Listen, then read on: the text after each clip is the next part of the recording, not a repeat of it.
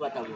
तो ऐसे अपराधियों के ऊपर सख्त से सख्त कार्रवाई हो। मैं मांग करता हूँ, पूरे परिवार इसमें साजिश करता है, पूरे परिवार को आजीवन कारावास होना चाहिए और इन दोनों को जो है सजाए मौत की सजा सुनाई जाए। हथियार से उसका धड़ जो है अलग कर दिया गया।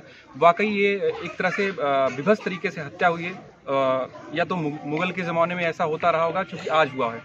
तो हमारे साथ डॉक्टर मनोज यादव जी मौजूद हैं, हम उनसे जुड़ेंगे और कैसा ये पूरा परिवार का जो है न्याय दिलाने का कैसा संघर्ष हो रहा है, कैसा जो परिवार के लोग हैं वो एकदम परेशान है, चूँकि 5 बहनों में इकलौता भाई था और घर का चिराग था अनुराग यादव।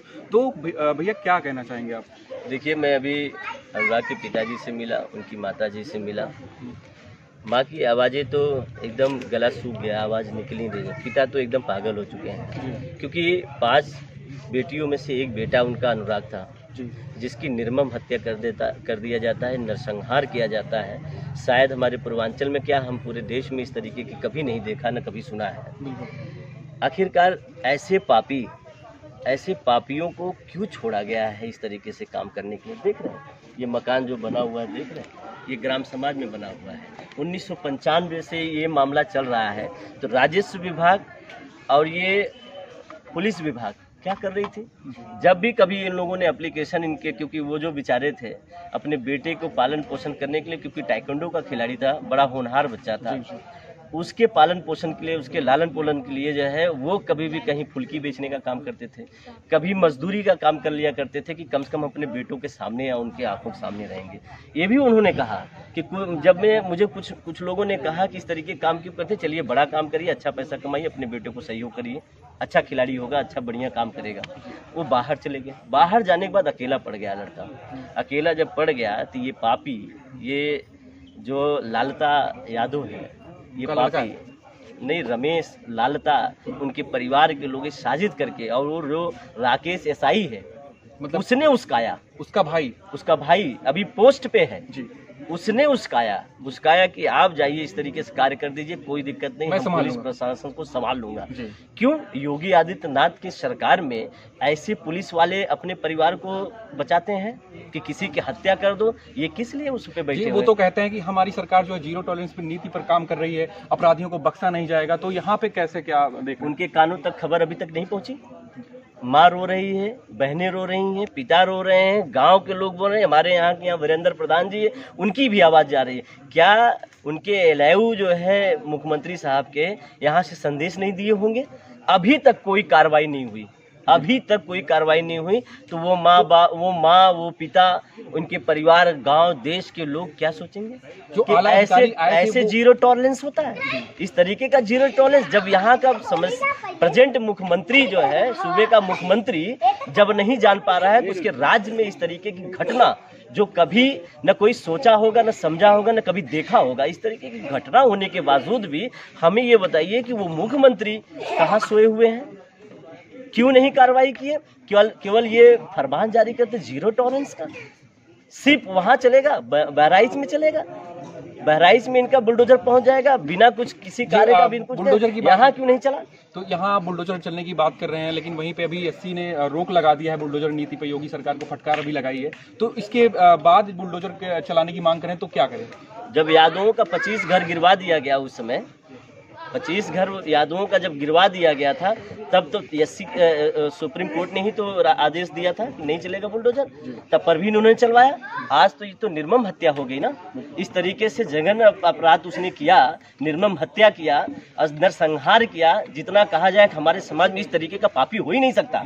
ऐसे पापी को तुरंत जो है सजाए मौत दे देना चाहिए और उसके पूरे परिवार को जो है उम्र कैद की सजा दे देनी चाहिए। पूरे गांव को मुकदमे में लपेट के ऐसे पापियों को जिंदा क्यों रखा गया है? अब तक तो एक्शन ले लेना चाहिए। हम तो एसपी साहब से मांग करेंगे और डीएम साहब से मांग करेंगे। एसपी साहब तो आए थे मगर क्या कार्रवाई हुई? कोई कार्रवाई दिख रही है?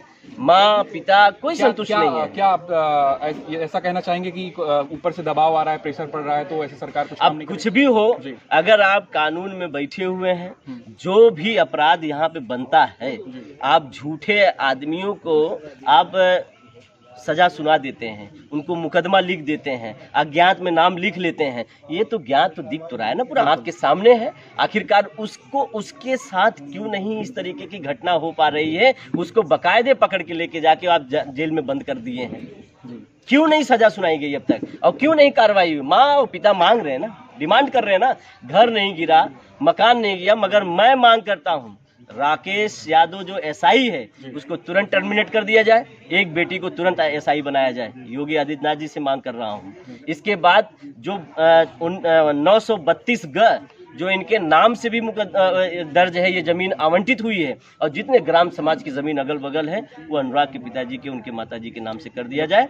इसके बाद ये जो मकान है, अब ये गिराए नहीं, इस मकान को सुमोटो पावर होता है एसडीएम तहसीलदार लेखपाल कानिगो को, तत्काल जो है उनके नाम से करके इसको प्लास्टर करवा के बढ़िया से मकान बना के उनके परिवार को दे दे। अनुराग को तो लौटा नहीं सकते, बिल्कुल अनुराग को लौटा तो नहीं सकते, कम से कम एक मैसेज जाए समाज में, अगर तुम गलत करोगे तुमको नाशे नाबूद कर देंगे। मिट्टी में मिलाने का नाम अतीक अहमद का मत करिए योगी आदित्यनाथ जी, मिट्टी में इसको भी मिला दीजिए और फिर इसके बाद इस तरीके से इस परिवार को कर दीजिए, ताकि प्रदेश नहीं, देश नहीं, पूरे विश्व में एक मैसेज जाए, अगर तुम गलत करोगे तो तुम्हारी सारी प्रॉपर्टी जब्त करके उस परिवार को दे दिया जाएगा।